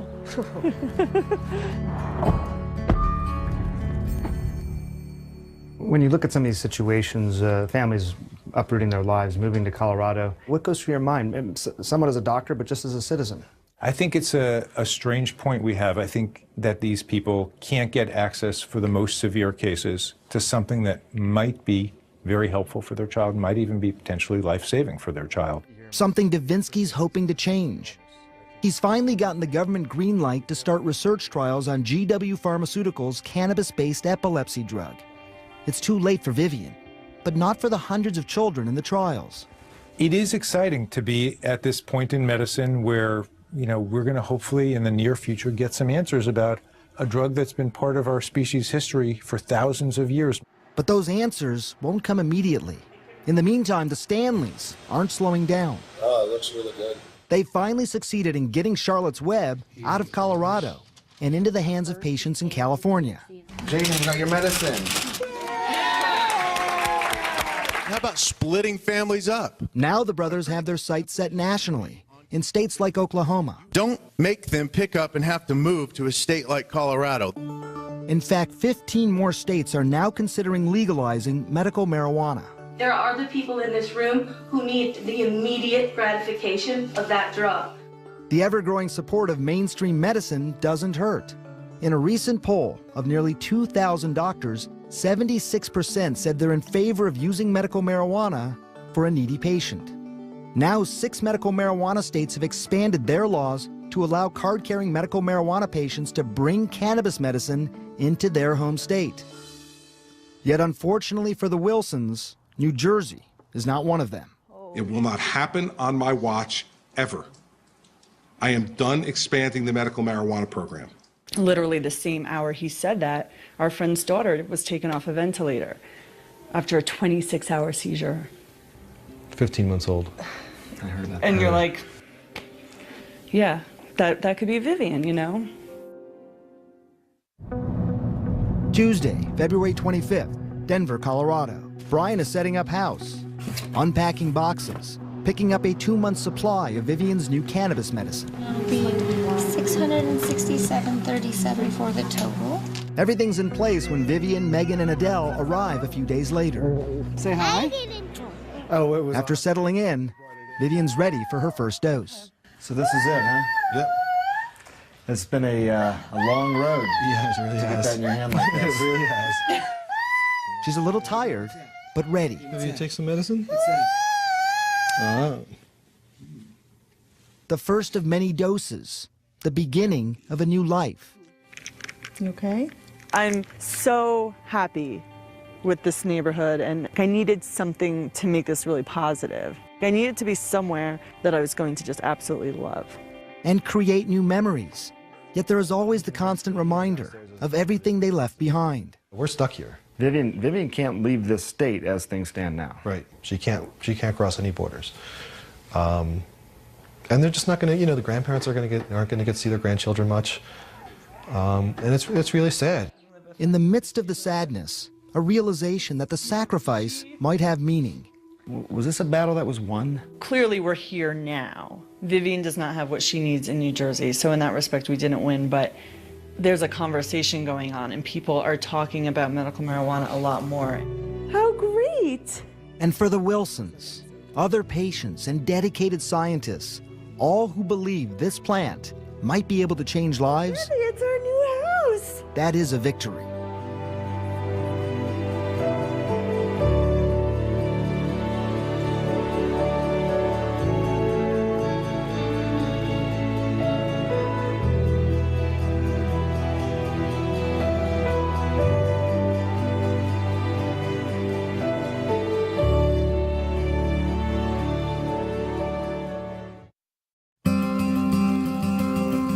You're watching a growing revolution. For 2 years, we've reported from the front lines of a battle between those who say marijuana saved them, The children and I have my husband and father with us. the doctors who want to prove it, We had to demand that this plant be allowed to go through the drug development process of the FDA. and federal agencies that have stood in the way. That was extremely demoralizing to me. At stake, the ability to use marijuana as a regulated prescription drug. Some say it's the only thing that works. A veteran and a stay-at-home mom suffering from PTSD, a painter with chronic pain, a truck driver with Alzheimer's. We are in the midst of a marijuana revolution. Scientists are poised to prove marijuana can change lives. This is high times in marijuana research. It really is. And for our elected leaders as well. This bill that we are introducing, The tide may be finally turning. Our drug laws in this country as a whole need a revolution of common sense and compassion. I'm Dr. Sanjay Gupta. This is Weed 3, the marijuana revolution.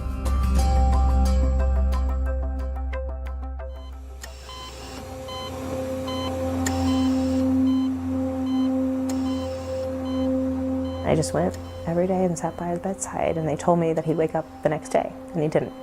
Then he didn't wake up the next day, and he didn't. He was 5 days in intensive care while I held vigil over his bedside. It was a very difficult time. I don't like to even really go there. Chrissy Kernan doesn't want to go back to that day in 2011 when her husband Sean overdosed on prescription drugs. It was the most terrible and horrifying thing I've ever been through. Did you want to die? I wouldn't say I just wanted to end at that second. It was I wanted to end, I wanted to stop. Sean Kernan wanted it to end because the drugs he hoped would save him were killing him. I couldn't stick on anyone and I just wanted to end, so I did something that, thank God, it wasn't permanent. 22 United States veterans kill themselves every day. Sean was almost one of them. Like many vets, he was diagnosed with post-traumatic stress disorder, also called PTS. For Sean, it was the U.S. Army, the jungles of Panama. He saw too much after the U.S. invasion, when riots, ambushes, and casualties were a regular occurrence. There's the sad times, you know, losing friends and people who you served with, and you start to question everything. Questions that lingered when he got home. Despite having a beautiful wife whom he loved very much, 4 kids, a lucrative career in banking, Sean's life was full of darkness. He was prescribed dozens of different medications to help his sleep, to decrease his anxiety, to try and curb his depression. But none made it better. Most made it worse. You can imagine how awful this situation is for vets, how you've overcome the symptoms and how Dr. Sue Sisley, a psychiatrist, has been treating veterans with post-traumatic stress for decades. There's this huge constellation of symptoms, everything from insomnia to anxiety to flashbacks, and each one of those target symptoms generally would receive another prescription. They end up getting stuck on 8, 10, or 12 different medications, and suddenly they're like zombies. There's just a few meds on the market that work, and even those are really inadequate. But there is one medication that holds a lot of promise. Marijuana is excellent for PTSD. Rick Doblin is a researcher and also has a doctorate from Harvard. He's been trying to study marijuana for decades. One of the surprising things about marijuana is that it suppresses dream recall. For people that are traumatized and have nightmares, the opportunity to have a good night's sleep without remembering their nightmares can be fundamentally transformative. Also, marijuana tends to focus people's attention on the here and now, and that's also really important for people that are carrying the trauma from the past into the present.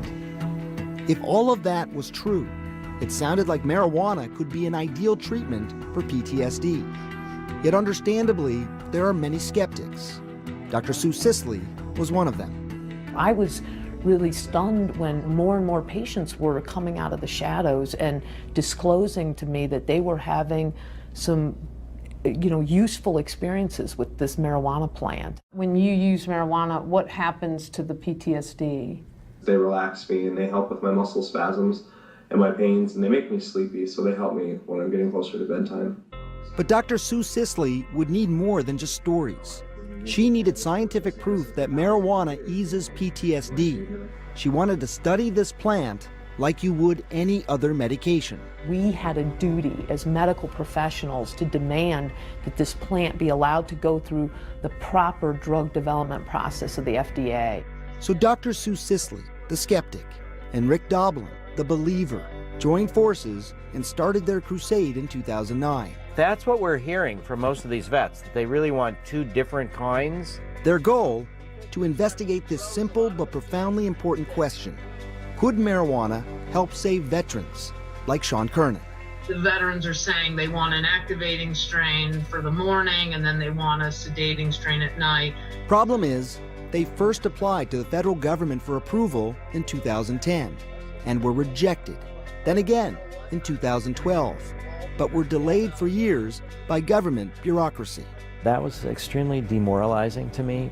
It was just frustrating. I can understand some concerns about inefficiency and some cumbersomeness.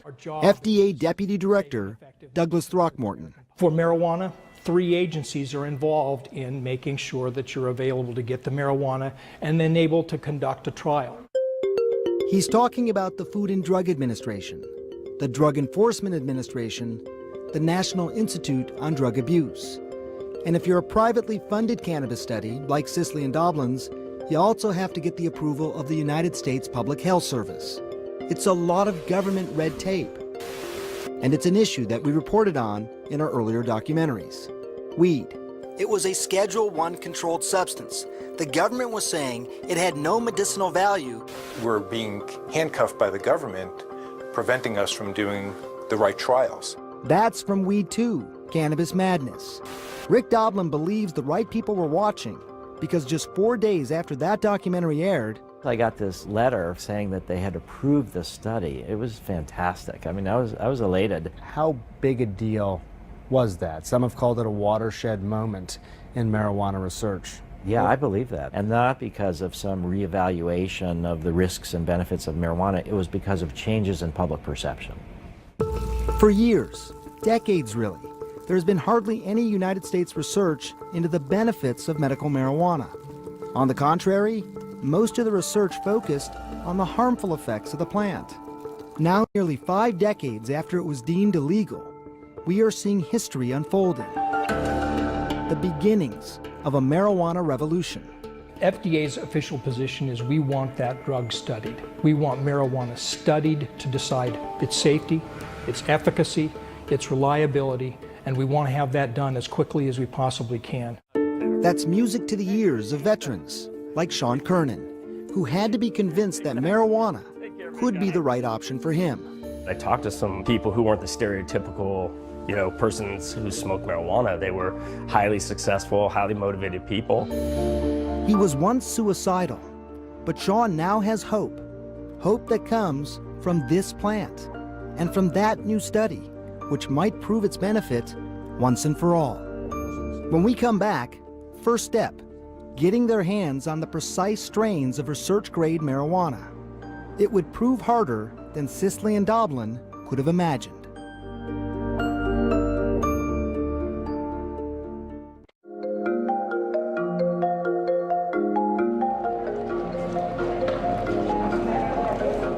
Oxford, Mississippi, the middle of the campus of Ole Miss. This was our first visit here 2 years ago, spring 2013. I can't remember the last time we actually grew more than an acre. Since the 1970s, this field has been the only place in the United States where scientists can get marijuana to dispense and research. The reason? To control the quality and distribution, all the way from the soil to the study. This is the place where the marijuana is grown for federal research, and there's nothing in the fields. And there hasn't been for 6 years, you say? That's correct. The last time we grew was 2007. Mahmoud El Soli is the farm's director. We are not growing because there is not much demand for the material that we already have. Why isn't there more demand? I mean, this is something that a lot of no research protocols, no research proposals, no requirement for the material.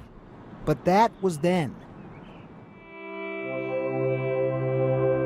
This is now. Nearly 2 years later, there is acre upon acre of marijuana. Ever wonder what a revolution looks like? A lush field of green for scientists. Scientists like Rick Doblin and Sue Sisley, who hope to get research-grade marijuana from these fields for the first ever federally approved clinical study to see if marijuana can treat the symptoms of PTSD.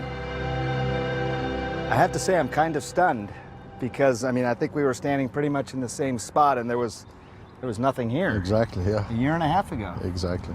Are you as surprised as I am? To be honest with you, yes. In the last year alone, the federal government has increased their production of pot by 30-fold, from just 46 pounds to 1,400 pounds. The government anticipates studies on everything from cancer to pain to epilepsy, and they want to have the marijuana ready to push science forward. NIDA will give the marijuana, and if we don't have it, we'll have to grow it. Dr. Nora Volkov is the director of the National Institute on Drug Abuse. They're the agency in charge of the field and responsible for dispensing marijuana for government-approved research. We try to anticipate what researchers are going to need. And so we had, based on that, expanded our production. Production of plants high in THC, the psychoactive part, plants high in CBD, the therapeutic part, and plants that are a combination of both. But one of the precise strains, the precise dose that Doblin and Sisley need, one that they believe might help save Sean Kernan, is not here yet. As part of our investigation, we learned that particular strain is available from other growers in the United States, but those farms cannot provide it for this federally approved study. Doblin and Sisley will have to wait for the grow at Ole Miss. When Rick Doblin got his study approved back in March, there were specific strains, as you know, that he wanted. Yes. Did you have the strains for him at that time? No, if I had, I would have delivered. You have to develop the strains, you have to get the right material, the right composition, and then you have to propagate it and produce the final product. And all of that takes time, causing potentially deadly delays. Our focus has to be what's best for the patients. How do we get this available to the patients, many of whom are committing suicide because of PTSD? While Rick Doblin waits for his cannabis to be grown, Let me just have a quick listen to your breathing. this man doesn't have to. Ole Miss already had the strain that oncologist Dr. Donald Abrams needed for his newest study. So remember, this is a two-part experiment. And what he is doing is yet another sign of the revolution. You put up your medical cannabis. It's something we first saw in Israel 2 years ago. Filling up the spoon, so that's your medicine inside there. Of course. And never thought we'd see in the United States. A patient using marijuana, like this, in a hospital room. It's unique, it's different. I never thought I would be smoking weed in the hospital. This is San Francisco General, an academic teaching hospital that, because of Dr. Abrams, has a stash of marijuana in their pharmacy. It is stored next to all the other medications. Get ready? And Abrams is using it to see if it can relieve chronic pain in patients with a rare blood disorder. Janelle Lachose is a painter. She was also born with sickle cell anemia and has been in pain for as long as she can remember. You can exhale now. She says marijuana makes her nearly pain-free. How long after you smoke do you start to have some sort of relief of your pain? Instantly. It's like instantly. Within minutes? Yeah, a couple minutes afterwards, you feel the relief of pain. Janelle's in the study because she wants to know for sure, is marijuana safer and more effective than powerful painkillers and narcotics? With marijuana, even though I may be buzzed, I can interact with life more so than with pills. Treating pain is the most common use for medical marijuana. It may be the anti-inflammatory effects or even the dulling of pain receptors. Regardless, this study could prove to mainstream medicine what millions of medical marijuana patients already believe, that a plant may be a better pain treatment than the powerful pills that are most commonly prescribed. Do we ever get to a point where we say, look, it's a medicine like so many other medicines out there? I was just going to tell you, I always used to say not in my lifetime, but now I'm becoming a little more cautious because who knows? Let's just wait and see. Wait and see.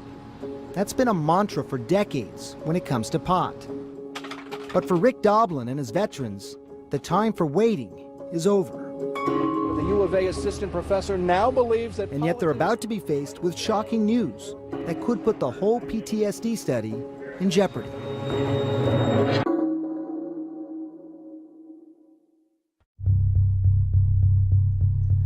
She's the University of Arizona researcher making national news for her study on marijuana and its impact on veterans with PTSD. As the sun rises in Phoenix, a battle is heating up at the University of Arizona. June 27, 2014, nearly 4 months after the revolutionary PTSD and marijuana study was approved. HR notified me just a little before 5 o'clock on a Friday. The University of Arizona has fired Dr. Sue Sisley. I was stunned because they stripped me of all of my work. Her work, studying medical marijuana. It's so disheartening for all these veterans who stood shoulder to shoulder with me. Her termination became national news. Veterans are demanding that Sue Sisley be allowed to continue her work. First of its kind pot study has now hit a major snag. A snag because without a job, Sisley's historic study is without a home. Let me ask about what's going on right now. I spoke to her soon after her dismissal. What do you think's happening? I think Arizona legislature is dominated by several very extreme thinkers who are opposed to this type of research. Even though this is an FDA-approved study, it's a randomized controlled trial, the most rigorous science we can conduct in the U.S. I can say that the University of Arizona is not bowing to political pressure either on research or any employee. Chris Sigurdsson is the spokesman for the University of Arizona. He insists Dr. Sisley's termination had nothing to do with marijuana research. What did you think when you heard that news? Anger. Sean Kernan is angry because he knows what's at stake: the lives of thousands of veterans every year. How important are those scientific studies to you? It makes me speechless, which is something that doesn't happen a lot, that as a society, as a university, as Arizona is, as a country that says we love our vets, we have 22 veterans killing themselves a day. Sean is particularly certain marijuana could have saved some of those lives, because in some ways, it has already saved him. After his drug overdose in 2011, he turned to cannabis as his last resort. And now, he vaporizes with it every day. That's it. The symptoms of PTSD, the anger, the irritability, when you take this, how does it make you feel? How does it address those symptoms? It allows your brain to get back into a more healthy, normal pattern of behavior versus just spiraling worse and worse out of control. Here's how scientists think cannabis can work. People with PTSD have an imbalance in their brain. Too many receptors associated with intense emotions like fear and anxiety, and not enough of a chemical that binds to these anxiety receptors to keep them calm and in check. Marijuana is filled with a chemical that can bind to these receptors and help restore balance to the PTSD brain. A balance that is helping Sean Kernan turn his life around. We really came to the conclusion that it was really the medicine for him.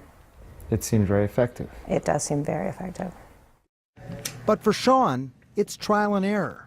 How much to use, when to use, or even the best strains. And how will it affect him long term? That's why the studies are needed. How much does it concern you that there's not a lot of science behind this, that it hasn't really been studied, at least not in this country? If he wasn't doing this, the fear is he wouldn't be here. So if there are some side effects that we're going to have to deal with down the road that haven't been studied yet, I figure we'll take that when it comes. But for now, the children and I have my husband and father with us. I want to get two things. One is like when I had that morning anxiety that I can... Sean is lucky. Cannabis is a legal treatment for PTSD in California. I would recommend like a bubba push for you during the day so you can actually still do things and function. And he has enough money to buy his marijuana. It's not covered by insurance. But so many other veterans simply don't have that option. And the Veterans Administration hospitals cannot prescribe medical marijuana because it is illegal federally, a Schedule I controlled substance. None of that is likely to change until research like Sisley's proves that cannabis is an effective, tested, mainstream medication. So to help other veterans, Sean is out front. The administrative appeal for Dr. Sue Sisley, and then a letter from a veteran. Protesting and fighting to get the PTSD study back on track. I am going to find a home for this work, whether it's at the U of A or not. I feel such a deep sense of obligation to these veterans and to making this research happen. So Sue Sisley is about to take a big gamble. This is amazing. The chances when we come back.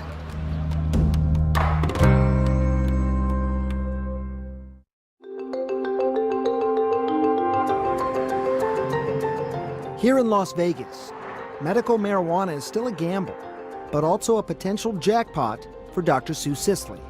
They've been courting us since the day my termination was announced. Sue Sisley. The future of her study hinges on finding a research site, like the University of Nevada, Las Vegas. Without having a specific office, you can't even get a DEA license. Without a DEA Schedule I license, I can't purchase NIDA study drug.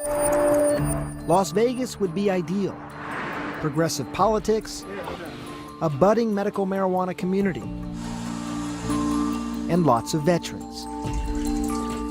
Veterans who are fighting a battle on the home front and losing. Sean Kernan knows their pain. When you see these younger soldiers coming back now, how worried are you about them? Heartbroken, really. The stories I've heard and the stories I've seen firsthand from the medication regimen these kids are being put on that's addicting them to opiates. It's senseless, really, especially when you consider that a simple plant could save them, and a scientific study could prove it.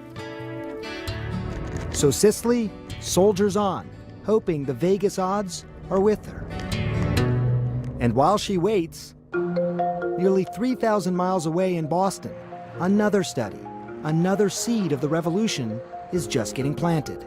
It's the most exciting time I can think of, really, for marijuana research. This is high times in marijuana research. It really is.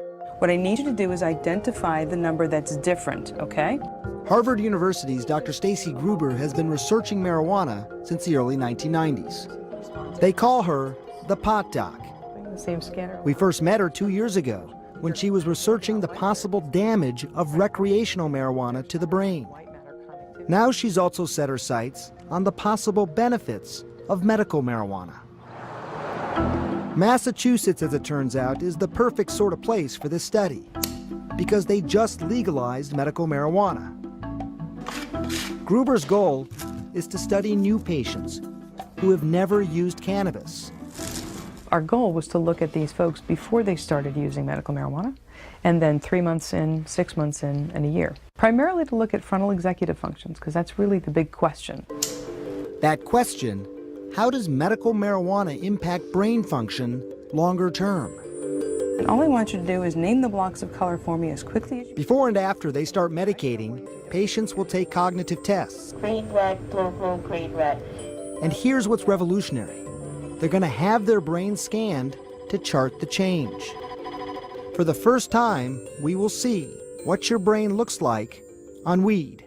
Nearly half the country now has medical marijuana laws on the books. Right. This is happening, and yet one of the most fundamental questions remains unanswered.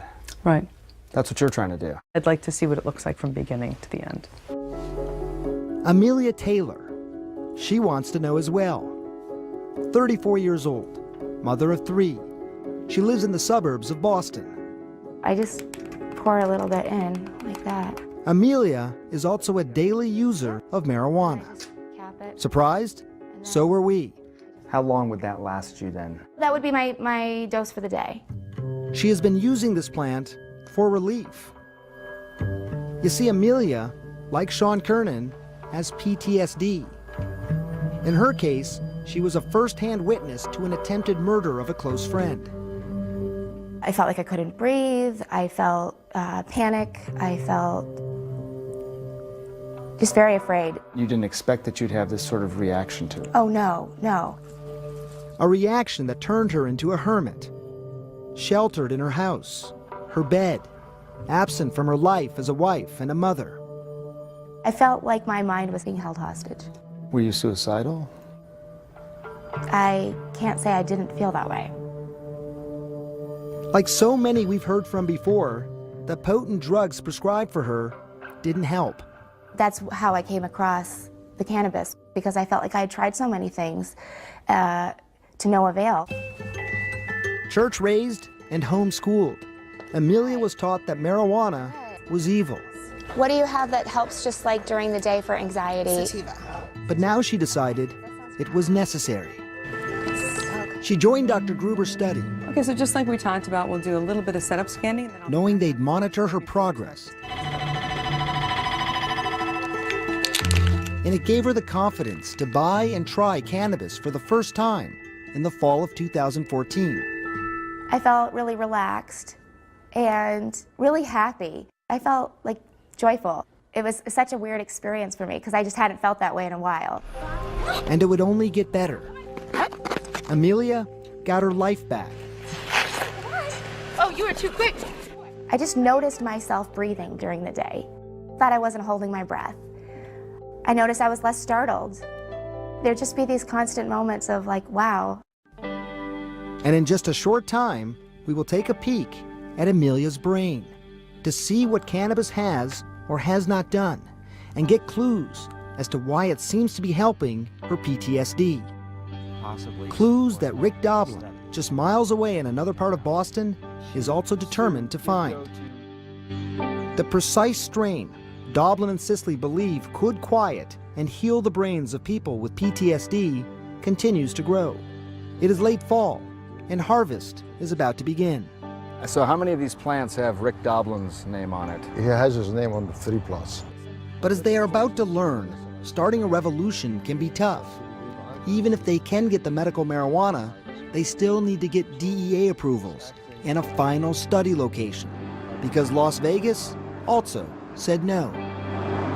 So for the next couple of years, we'll do Their journey is about to have some serious ups and downs. But all eyes are on another equally revolutionary study, a study that could impact all of us. Could marijuana, the drug associated with short-term memory loss, in fact save the minds of millions suffering with Alzheimer's?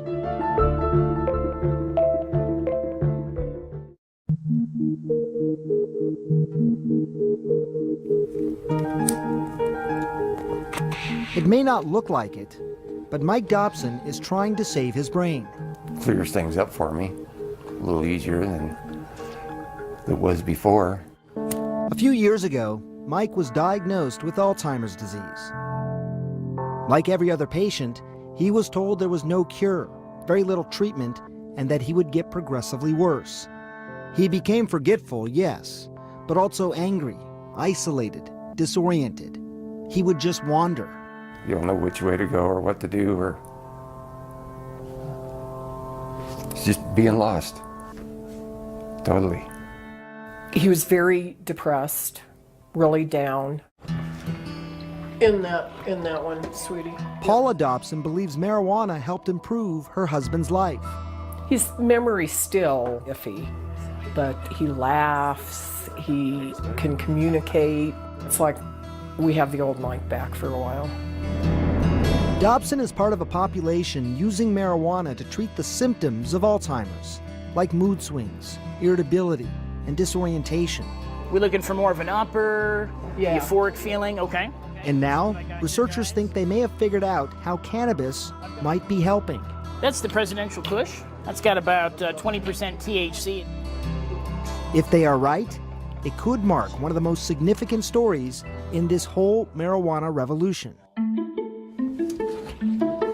In this Florida lab, scientists have discovered that low doses of THC slow down the buildup of the sticky proteins which create plaque in the brain, one of the telltale signs of Alzheimer's.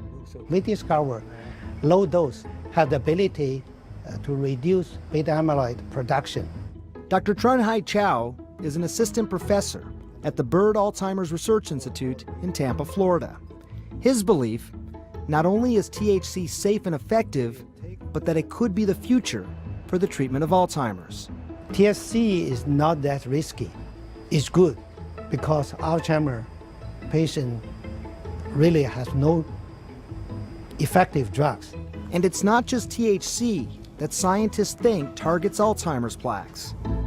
They believe marijuana's other active ingredients, the cannabinoids, could reduce the overall inflammation in the brain, possibly providing benefit to many brain diseases. We first heard rumblings about this in 2013, when we visited GW Pharmaceuticals in the United Kingdom. These flowering parts and the leaves around the flowering parts are coated with thousands of little balls. They're called trichomes, and the content is about 67% pure cannabinoid. GW's chairman, Dr. Jeffrey Guy, and many others believe these precious chemicals are in fact neuroprotectants. They will protect brain cells against insult and injury. So not damaging, but protecting the brain. When brain cells are stressed by trauma or other injury. If you're skeptical, consider this. The U.S. Department of Health and Human Services has an actual financial stake in this exact sort of research. Their patent, number 6630507, covers the use of cannabinoids as neuroprotectants. It can protect against further brain damage. Dr. Mark Rohrbaugh developed the patent for HHS. How do you patent something that comes from a plant? We're not patent the compound. People are free to use the compound in other ways, subject to laws and other patents. So this is a method of using the compound for developing drugs to treat these types of diseases. Like a progressive degenerative disease called chronic traumatic encephalopathy, or CTE. It's caused by repetitive brain trauma from multiple concussions or consistent blows to the head. Hopefully we can intervene in the process of late-stage neurodegeneration and suspend that process from going. Dean Petkanis is the CEO of CannaLife, the company that bought the patent rights. Like Jeffrey Guy and the scientists at HHS, he believes this plant has so much potential. Potential to treat the untreatable, diseases that may all be related in the brain. Alzheimer's, CTE, and PTSD. Let's study it and let's get the data. Veteran Sean Kernan, stay-at-home mom Amelia Taylor. They are the new faces of PTSD. Successful, smart, but suffering, and unwilling to accept the fact that so little can be done to combat this invisible disease. Where we see promising treatments, we should pursue those. Really what it should be about is compassionate use for the individual. Compassion that he hopes can get Cicely and Doblin's PTSD research back on track. Little does he realize that support is about to come from an unlikely alliance. I dare any senator to meet these patients here. In all the years I've been investigating and reporting on medical marijuana, I never expected to see this. We will go there in just a moment.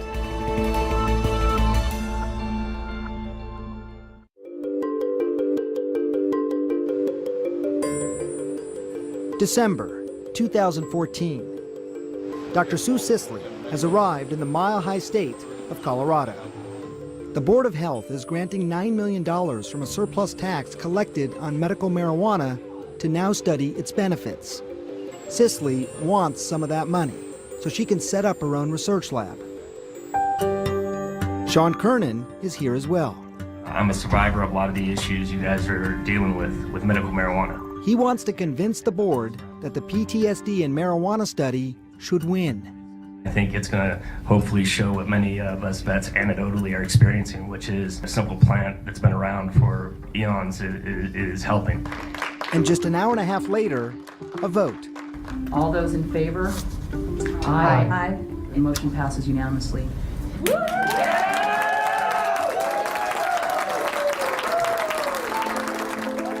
There are signs everywhere of a revolution gaining momentum. Mainstream medicine, serious academic scientists, previously so unwilling to dip a toe into the heavily stigmatized world of medical marijuana, are now diving in head first. All sorts of people came out of the woodwork to try to help us, including VA researchers who are experts with marijuana use by vets with PTSD, and also researchers funded by NIDA who are located at Johns Hopkins. And now 1 year after the study was approved by the federal government, the plants are now fully grown, brimming with the chemicals that could hold so much promise. But one question still nags at Rick Doblin. Did it have to take so long? For decades, researchers have wanted to speed things up by getting a variety of marijuana strains from places other than the University of Mississippi, even taking the government to court. But every time, they lost. Now, in the midst of this revolution, even that may be changing. Director of NIDA, Nora Volkov. We started that dialogue with DEA. In order for us to advance the science, we're going to have to be able to provide very specific marijuana product. I think that would be a huge deal. Dr. Stacy Gruber knows what a turning point this would be. Studies that have used marijuana from the government have been very, very helpful, but perhaps somewhat limited, especially as, quote, street product has gone through the roof in terms of potency and strain type. And I think the closer we get to studying real-world scenarios in the lab, the better off we're going to be.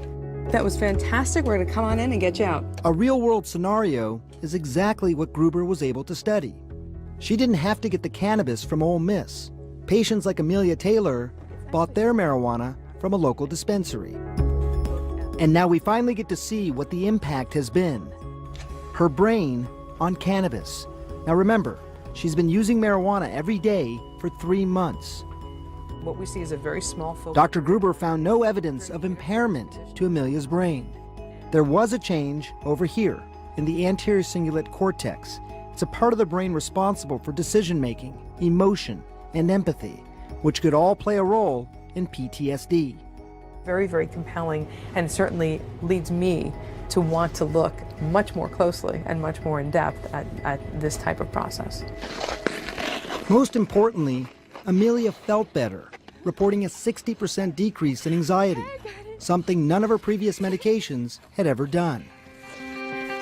These are exciting results for a research revolution, a revolution that these 3 senators now want to take to the next level.